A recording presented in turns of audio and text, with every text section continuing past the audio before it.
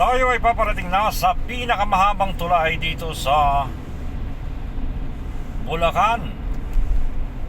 At nagdurugtong ito sa Pampanga. Sa haba ng tulay na ito ay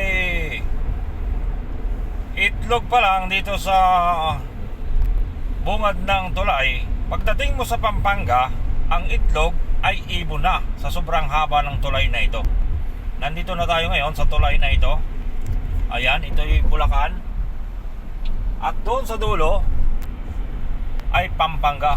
Yan ang tulay na nagturugtong sa Bulacan at Pampanga. Napakahaba ng tulay na ito. Dahil pag tungtong mo rito sa Bulacan na tulay, pagdating mo sa dulo, ang itlog ay ibon na. Kaya napakahaba ng tulay na ito. Ang panahon natin ngayon ay maulan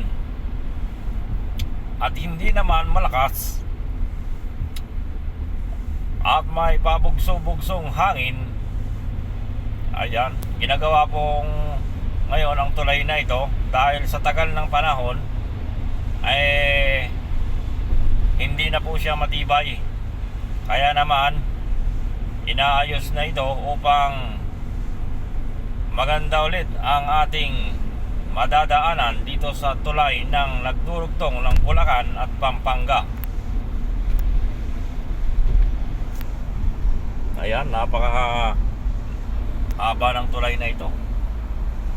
At yan sa baba niya na yan, mayroon diyang mga palayan. Ayan, medyo lumalakas na ang ulan mga kababayan. Nandito tayo ngayon sa pagitan ng Bulacan at Pampanga. Dahil pupunta tayo ng Pampanga at bibili tayo ng longganisang matamis at ibon. Ang tawag nila sa itlog ay ibon.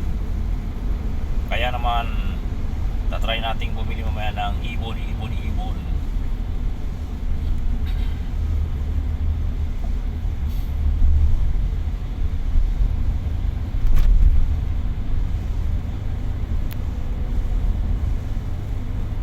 Simula Bicutan Interchange, umalis tayo doon ng 6:02. Ngayon ay 7 AM na.